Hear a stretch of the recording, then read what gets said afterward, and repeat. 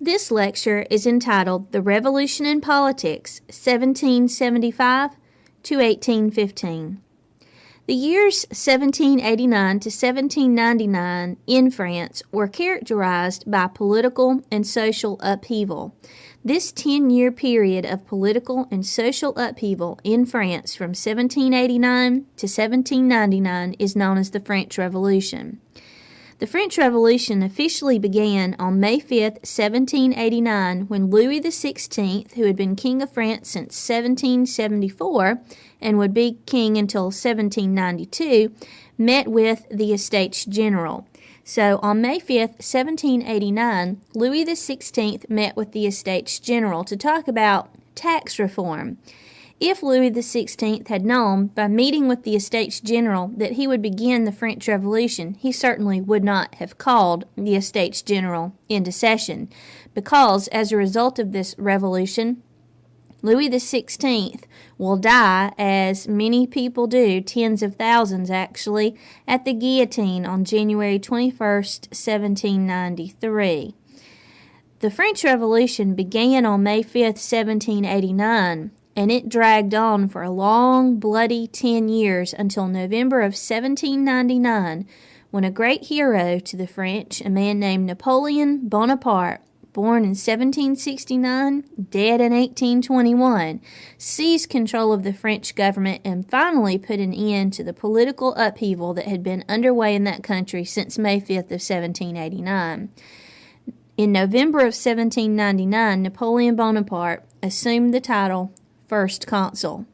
The goal of the French Revolution, you should keep in mind, is to move France from an absolute monarchy in which the king held all of the power, felt responsible only to God for his actions, to a constitutional monarchy in which the king would share his power would be balanced with the legislative and judicial branches of government, with a parliament that represented the interests of the people, and a constitutional monarchy would also have, of course, a constitution which guaranteed the laws for all people, including the government.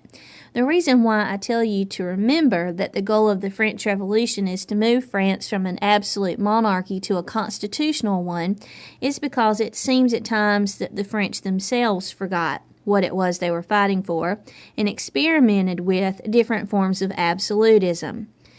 When historians attempt to make sense out of the long, complicated French Revolution, they tend to view it by one of two interpretations. In other words, if you asked a historian, what was the French Revolution about? He or she would either say that it was a struggle of ideologies or a struggle of the classes in France. The word ideology means a system or set of beliefs. In the French Revolution, the two ideologies or idea systems or belief systems that were fighting against each other were conservatism and liberalism. Some individuals in France, called conservatives, liked things just the way they were in France. They wanted to maintain the status quo and tradition, meaning that they liked absolute monarchy. They had no problem with it. They had actually benefited from the system as it was currently established and working in France. There were others, called liberals, who desired a change. These, of course, would be your lower class people, who, unlike the conservatives, who had a tendency to be rich and powerful, these poor people were not allowed to participate in the governmental process, and they were very much overtaxed. So in the French Revolution, we have a struggle between the conservatives, who want no change for France. They want things to stay the same, meaning absolute monarchy, and constitutionalism from the liberals. That is the liberal desire in this revolution. So in the revolution, conservatives want absolutism, liberals want change towards a constitutional form of government. This revolution can also be viewed as a struggle of classes. It is important to note that in France there were 3 classes. More about this in a bit, but these classes were actually called in France estates. The first estate was made up of the clergy. They were considered to be the highest ranking members of French society.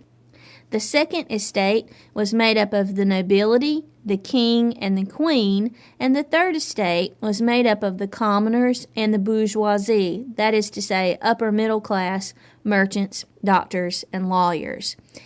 In the French Revolution, every one of these classes participated and fought, either on the side of conservatism, fighting for absolutism, that would be the first and second estates, or the third estate, who fought for liberalism, for constitutional monarchy.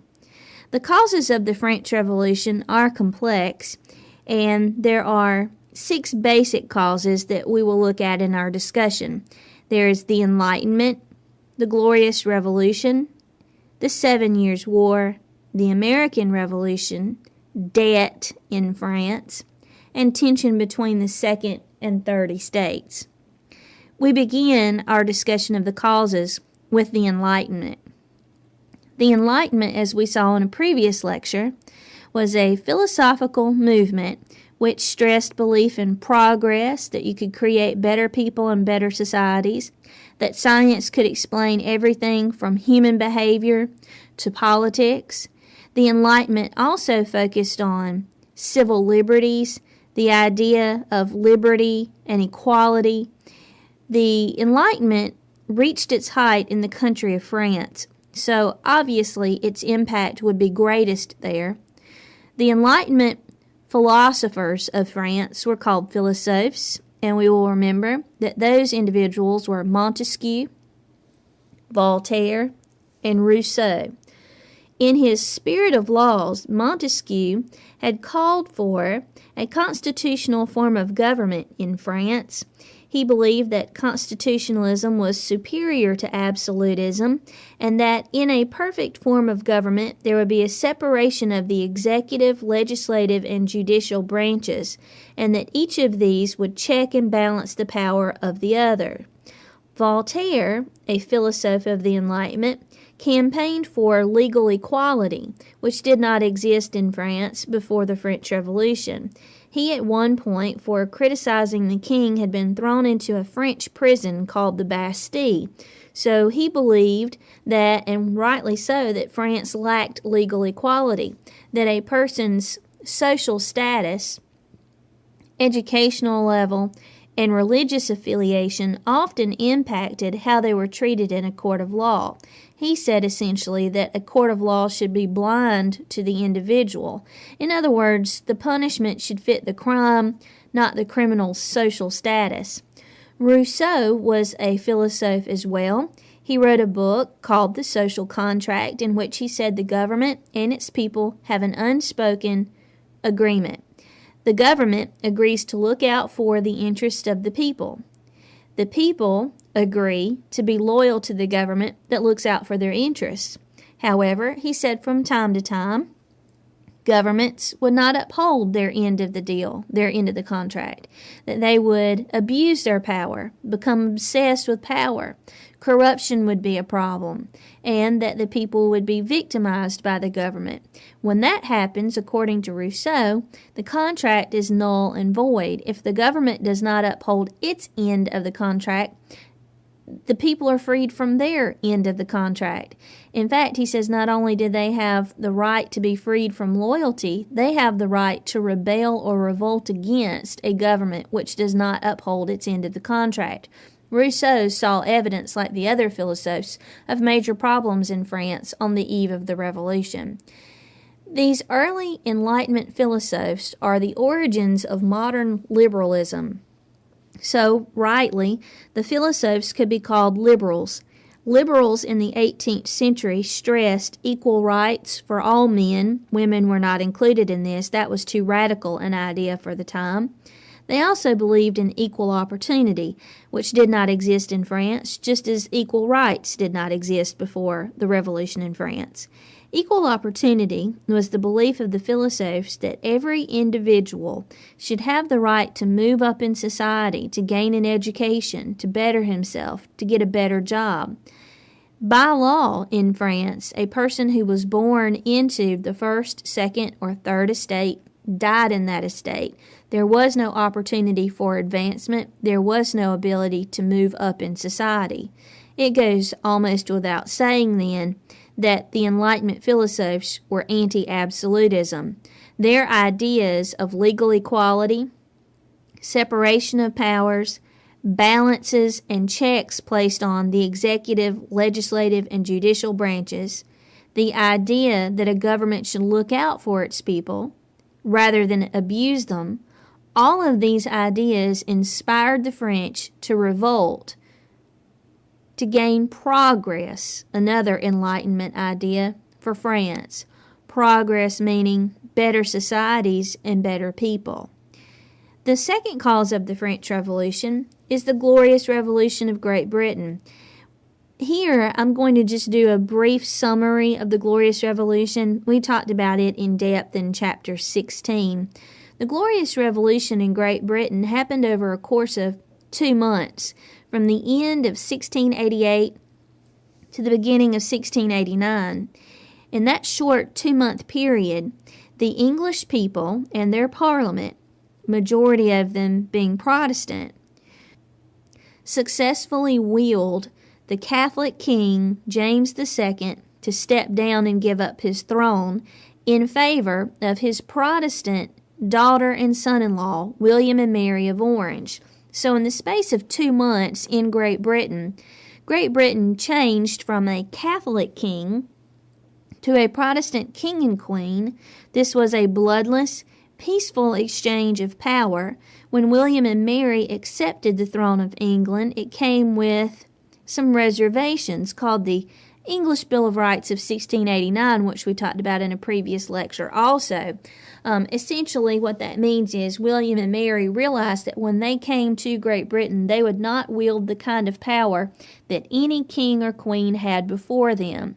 What was so glorious about the Glorious Revolution was that it was short, peaceful, bloodless, resulted in the end of absolute monarchy in Great Britain forever, and resulted in constitutional monarchy. So how does the Glorious Revolution inspire the French? Well, it shows them that it is possible to get rid of absolutism and gain a constitutional form of government. So while the Glorious Revolution may have been an inspiring example to the French, we obviously can see that the French did not stick to the example set by the British. The French Revolution was much longer, 10 years versus 2 months, and was certainly a very bloody spectacle, as tens of thousands of people, as we'll see in coming lectures, would be executed at the guillotine as political prisoners. The third cause of the French Revolution is the 7 Years' War, 1756 to 1763.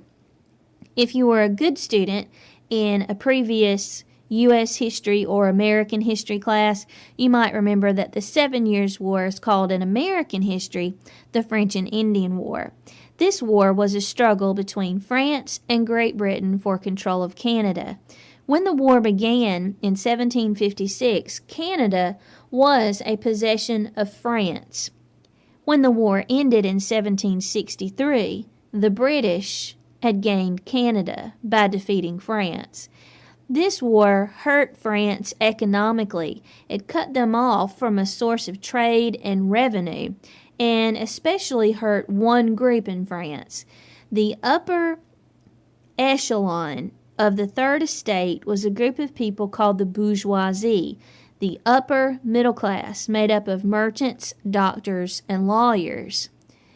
The bourgeoisie, particularly the merchants of this class, were hurt by the loss of revenue, loss of trade with Canada. This turned the bourgeoisie against the French government. They blamed the government of France for losing the war and for hurting them economically. The 7 Years' War was also devastating on France because they lost Canada as a colony, as a source of trade and revenue. It also hurt them because this war was very expensive and resulted in a debt for France. The fourth cause of the French Revolution is the American Revolution, which was fought from 1775 to 1783. In the American Revolution, the English colonists, or Americans, who were citizens of Great Britain, fought Great Britain over the issue of taxation without representation. Many times, students think that the American Revolution was about independence. Well, eventually it was in 1776, but the American Revolution did not start as a war for independence. It started as a revolution among the English colonists against England. So these English colonists had been coming to North America since the reign of King James I. 13 colonies had been established along the Atlantic seaboard, and these colonies were inhabited by the English settlers, English colonists. These English colonists felt by 1775 that while absolutism may have ended for English people in England with a glorious revolution, that it had not ended for the English colonists in America. What they were quick to point out was that they were being taxed, and yet they had no representative in Parliament. Essentially, whatever the Crown regarded as an appropriate tax, it was levied on the colonists. The colonists felt that this was unfair. They challenged this, basically saying that if they were going to be taxed, they should have a representative in Parliament looking out for their interests. The British government responded by reminding these colonists that while they did not have a representative, they also did not pay the same amount of taxes that English citizens did.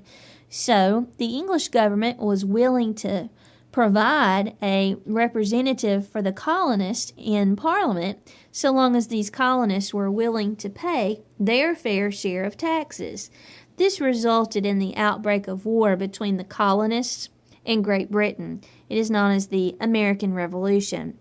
After the first year of fighting, many individuals in the colonies felt that fighting for taxation without representation was not a good enough goal with such a huge loss of life in the first year. And one of the men that really sort of gave a voice to these concerns was Thomas Paine, who published in 1775 Common Sense. And he was very adept at swaying public opinion towards independence in the colonies. So, Thomas Jefferson, an extremely well-spoken and impressive writer, penned a document called the Declaration of Independence. In it, he said that we hold these truths to be self-evident, that all men are created equal and endowed by their Creator with certain inalienable rights, among them life, liberty, and the pursuit of happiness. According to the Declaration of Independence, penned or written by Thomas Jefferson, the English government was interfering with the colonists' right to life, liberty, and the pursuit of happiness.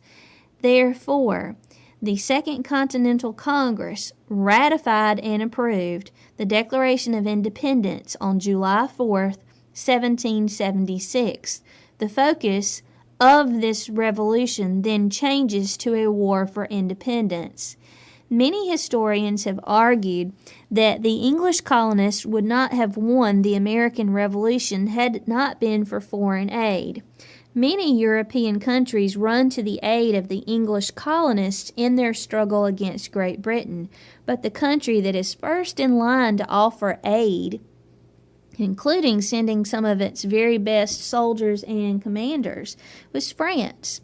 France sent much aid to the colonists and sent many of their leading commanders. One of the men who consented to go to the colonies and to strategize on their behalf and to fight alongside them was the Marquis de Lafayette. He and other French soldiers fought from 1776 until 1783 on the side of the colonists. In 1783, the colonists won, and many historians say this was because of French aid. So we might wonder, Why did France run to the aid of the colonists? What was that about? Well, I'll just remind you that in the 7 Years' War, the French lost Canada to Great Britain. They saw an opportunity here to get involved in the Americas yet again, and this time cause problems for Great Britain. If they had to lose Canada to Great Britain, they hoped Great Britain, because of French involvement, would lose their colonies in the Americas. So this had very little to do with the colonists so much as it had to do with the French disliking Great Britain. Well, whatever the reason, in 1783 the American Revolution was won by the English colonists, and Europe watched in amazement as these English colonists, now calling themselves Americans, created a constitution and a governmental system that was inspired by the Enlightenment ideals of Montesquieu, Voltaire, and Rousseau. The Europeans saw this as proof that the Enlightenment idea of progress, better people, better societies, had been achieved. So to the French, like the Marquis de Lafayette, the American Revolution was an example, like the Glorious Revolution had been, of how absolutism could be gotten rid of in exchange for a constitutional form of government.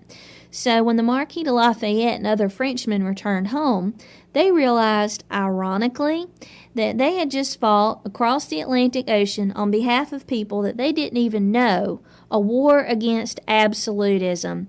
They returned home to find absolutism, of course, in France, in their own country. They realized how ironic. If we were willing to fight for people we don't even know in a foreign location, why can't we do that here at home? So the American Revolution inspired the French to fight against absolutism in their own country, but it also led to an ever-increasing debt for France. So the fifth cause of the French Revolution is debt. Debt in France went way back to Louis XIV, who reigned from 1643 to 1715, and who was the focus of our lectures in chapter 16.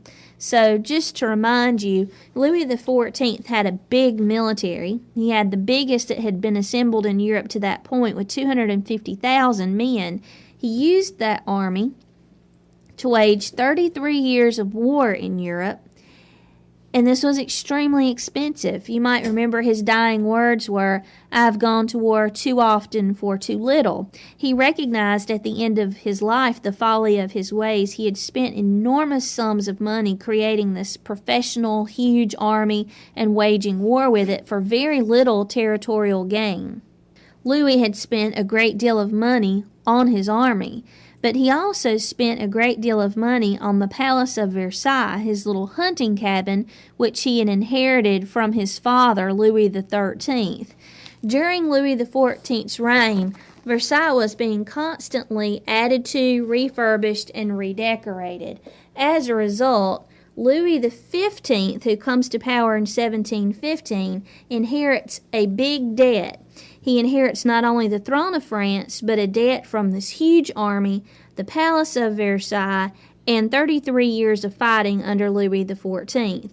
Louis XV actually makes this debt worse by, believe it or not, redecorating and adding to the Palace of Versailles yet again. He also adds to the debt by getting involved in the 7 Years' War with Great Britain, in which he lost Canada. Many question, what were Louis XV's options? What could he do about the debt in France? Could he just simply print some money, just make money, use his printing presses to just turn out paper money? Perhaps that would get the economy going. Well, what we have to remember is that paper money, or so-called soft money, is actually worthless. Paper isn't worth anything whatsoever, and the French people had no confidence in soft money. So if Louis XV had issued paper money and told the French people to use it, they would not have done so. The French instead preferred to use hard money. That's gold and silver coins, because the gold and silver in the coins actually are valuable. Could he have borrowed money? Certainly he did. He did actually borrow money from French banks, but he used it not to pay off government debt necessarily, but he used it partially to redecorate the Palace of Versailles. What about taxes? Well, he tried this, and he called into session a representative body of the First and Second Estates called the Parlement. And he asked the Parlement to agree to tax themselves, and they refused. It was traditional practice in France that the First and Second Estates were tax exempt because of their privileged status. Louis XV recognized that this was a problem. The tax system as it was in France was basically taxing the people who were least able to afford taxes, and that was the Third Estate. He really needed to be able to get money from the First and Second Estates, who were the rich people, the clergy and nobility or aristocracy. But they refused to tax themselves. So, what to do? Well, some have suggested that he should have attempted to change the tax system. Well, he didn't do that. That would be left up to his successor, Louis XVI. And before I go on to our last cause, I want to talk with you a little bit more about the tax system here in France on the eve of the French Revolution. The tax system in France was based on the class system or estate system. Therefore, it didn't work. Standing at the top of French society as the highest-ranking individuals, numbering 100,000 people, were the clergy. They were tax exempt. They were not required to pay taxes at all. In fact, they actually levied taxes on landowners in France. The Second Estate was made up of the nobility or aristocracy, those words are interchangeable, and the king and queen. The nobility or aristocracy, including the king and queen or the royal family, numbered 400,000. This 400,000 were also tax exempt. They were allowed to tax peasants for their own benefit. That brings us to the Third Estate. The Third Estate was made up of 24.5 million people. The majority of the French nation, in other words, was in the bottom class. The bottom estate was made up of 24.5 million people. I hope you understand that that is so many people that the Third Estate is really like a class system in and of itself. You have different levels of wealth and poverty within that 24.5 million people. The Third Estate was made up of one big group just lumped all together called the commoners. That would include your peasants, unemployed people, factory workers, artisans, craftsmen.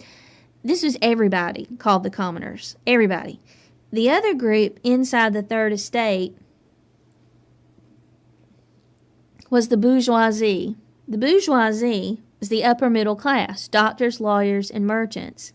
They were well-to-do individuals who had education and land, but by law, since equal opportunity does not exist in France before the French Revolution, they were not allowed to move up or better themselves in society. So even though they were equal to the Second Estate in wealth, education, land, they were not allowed to move up. This was a sore spot, a source of tension for the Second Estate and Third Estate. The Second Estate was sort of always aware that the Third Estate's bourgeoisie was equal to them. Of course, the bourgeoisie was very sensitive to this issue. They felt it was unfair for them to be confined to the Third Estate when they were equal to the Second Estate in wealth, land, and education. What is also terribly unfair, if you think about this, is the First Estate and the Second Estate are allowed to tax the Third Estate. So is the government. So the Third Estate is bearing the tax burden for the whole country. 24.5 million people are paying taxes when 500,000 are not. Okay, this 24.5 million is not really financially capable of paying taxes. They're poor and impoverished. The only people that can afford to pay taxes in the third estate are the bourgeoisie. So essentially, the whole tax burden for France, the taxes levied by the government, the first estate and the second estate fall most heavily on the bourgeoisie. This leads to a great deal of tension between the second and third estates, which is also a cause of the French Revolution. Louis XVI reigned as the King of France from 1774 until 1793, the year of his death. In actuality, Louis XVI was removed from the throne in 1792, but more about that later. Louis XVI inherited from his predecessors, Louis XIV and Louis XV, a huge debt, which he then made worse by sending French aid and soldiers, including the Marquis de Lafayette, to help the English colonies in the American Revolution as those colonists struggled against Mother England. This was something that Louis XVI felt that he had to do, even though it pushed his country further into debt, because in the 7 Years' War, France had lost Canada to the British. So they saw an opportunity here to cause problems for Great Britain or England. So by 1789, it was clear to Louis XVI that his country was facing severe financial problems. He was in a financial crisis. He consulted with his advisors, who suggested that he call a meeting of the Estates General, a representative body of the nation of France. Louis XVI did just that.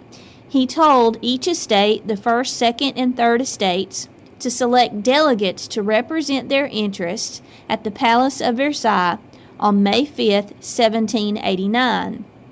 So each estate held elections and chose representatives for their estate. From the third estate, the bourgeoisie members were selected as the representatives of the nation of France. So, on May 5, 1789, the Estates General met at the Palace of Versailles, seat of French government, to talk about money problems, specifically the lack of money, and tax reform, the need to change the tax system, which was based on the class system, so that those with the money would be taxed. As it stood, only the third estate paid taxes. The first and second estates were tax exempt.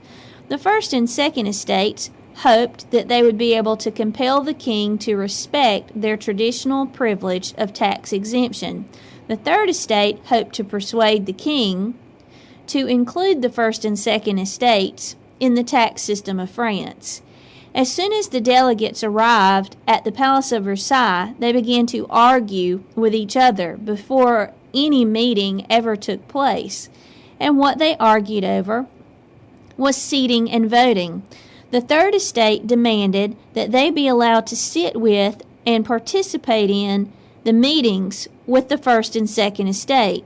Traditionally, when the Estates General had met in years past, the first and second estates met together and excluded the third estate, and then when the meetings were over, dictated to the third estate how it was going to be for them, which usually involved more taxes. So the third estate demanded that they be included in the meetings, included in the proceedings, that they be allowed to discuss and be heard. They also demanded one vote per delegate. This would give the third estate an advantage. Since they represented 24.5 million people, they were allowed to have more delegates at the Palace of Versailles. Of course, the first and second estates wanted one vote per estate so that they would always outnumber the third estate 2-1 in voting. And of course, since the first and second estates share the same goal, which is to avoid paying taxes, they would always agree and always vote 2-1 against the third estate. Louis XVI did not act quickly enough to solve these two issues of seating and voting for the third estate. They grew impatient, and took matters into their own hands. They proclaimed themselves the National Assembly, with the power to write a new constitution for France. Louis's response was to lock out the newly proclaimed National Assembly from the official meeting chambers. Essentially, he would allow the First and Second Estates to sit together, and the Third Estate would be excluded, since they had changed their name to National Assembly and said they had the power to write a new constitution for France. Not to be discouraged, the National Assembly promised each other that they would meet wherever necessary. They would not be discouraged, they would not be disbanded by the king until there was a solution to France's problems. So they met instead at an indoor tennis court at Versailles when they were locked out of the official meeting room by Louis XVI. Louis XVI also at this time called for his army in and around Paris to come to the Palace of Versailles in case he needed to assert his authority. More about that in just a second. Meanwhile, back at the indoor tennis court at Versailles, the Third Estate, which is now calling itself the National Assembly, swore the famous tennis court oath, or Oath of the Tennis Court, in which they pledged their loyalty to each other and to the nation of France to meet wherever necessary until France had a new constitution, until France, in other words, was transformed into a constitutional monarchy in which all people had a say-so in the government and its workings, not just the First and Second Estate, but the Third Estate as well. Through the summer months, meeting at this indoor tennis court at Versailles, the Third Estate, or National Assembly, wrote a constitution for France, which they published on August 27, 1789. It is called the Declaration of the Rights of Man, and in it, France was changed from an absolute monarchy to a constitutional monarchy. They also specified in this constitution that legal equality would exist in the nation of France. No longer would the punishment fit the criminal or the criminal status, but the punishment would fit the crime. They also stated in this constitution, called the Declaration of the Rights of Man, that equal rights would be guaranteed to all men, that power belonged to the people, and that the government should share its power, the government, meaning Louis XVI, should share his power with the representatives of the people in what was regarded as a one-house legislature. In other words, the people of France would choose representatives to serve their needs who would meet with the king, Louis XVI, in order to balance his power. So, in August of 1789, to be precise, on the 27th day of August, the Declaration of the Rights of Man was published by the National Assembly. Had the revolution ended here, just after 3 months, there wouldn't be much to it, of course. Would have consisted, namely, of writing a constitution for France, and the revolution would have been a success. Unfortunately, the people of Paris got a bit out of control while the Constitution was being written. You may remember just a moment ago I said that Louis called his army to the Palace of Versailles. As the people of Paris saw Louis's army moving, they figured that they may be the target of Louis, that he may be planning to use his army against them. So to be ready, they decided to take matters into their own hands. On July 14, 1789, fearing that an attack from the king's army was imminent, about to happen at any time, the people of Paris stormed the Bastille. This was a debtor's prison, and it was a symbol of injustice. Many members of the Third Estate had been thrown into the Bastille when they had failed to pay their taxes. At one point, the influential philosophe Voltaire had been kept there for criticizing the king and legal inequality in France. So on July 14, 1789, the people of Paris forcefully took over the Bastille, a symbol of injustice, a prison, and freed the debtors that they found inside. At the same time, peasants across France rose up against their lords in what was called the Great Fear of July to August of 1789. So while the people of Paris were rioting in the streets and taking over the Bastille, in the countryside, peasants gained weapons and went throughout the countryside terrorizing the nobility. By October of 1789, things in Paris and the surrounding areas were out of control. Perfect evidence of this is that in October of 1789, what we call a Parisian mob marched on, stormed, invaded the Palace of Versailles. Well, how did this come to be, and who is this Parisian mob? Well, in the year 1788, there had been a series of very bad harvests in France, and combined with a great fear, by the time the fall of 1789 rolled around, there was a shortage of bread, which was the staple of the diet of people living in Paris. So, since there was a shortage of bread, the prices had skyrocketed for this bread. Literally, people in Paris were starving to death, including children. This particularly upset and had a devastating impact on the mothers of Paris. These poor women watched as their children starved to death. Now, of course, these women were starving also, but for them as mothers, it was especially tragic to know that there was nothing they could do to save their children. Who exactly decided on this action, we don't know. The information is lost to history, but some woman decided to march through the streets of Paris, heading about a dozen miles to the Palace of Versailles to plead for help for the starving children of Paris.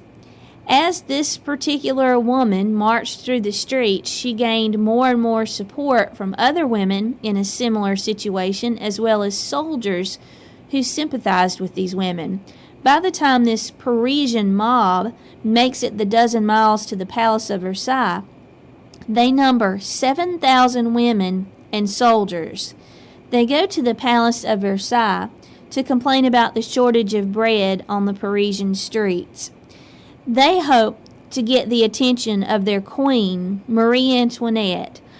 While they have nothing in common with her economically because she is so extravagantly rich, what they do share in common with her is the mother bond, the bond of having children.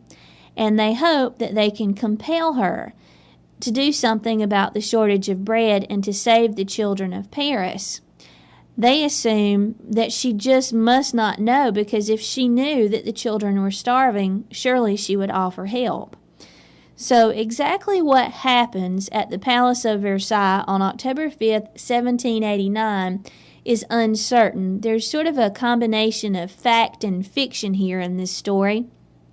What we believe happened is that these women were standing peacefully outside the Palace of Versailles chanting and demanding bread.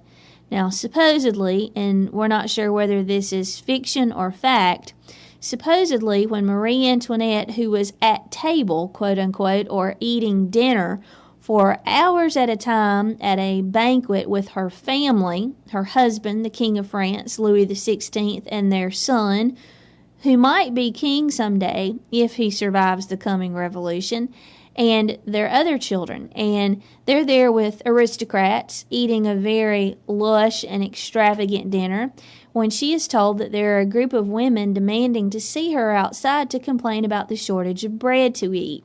If we are to believe legend, Marie Antoinette said, "Well, if there is no bread to eat, let them eat cake." This shows how out of touch with reality Marie Antoinette truly was. The poor people could not afford bread. They certainly could not afford the luxury of cake. Apparently, something, if it was this statement or what, we're not sure, but something set the women off in this crowd.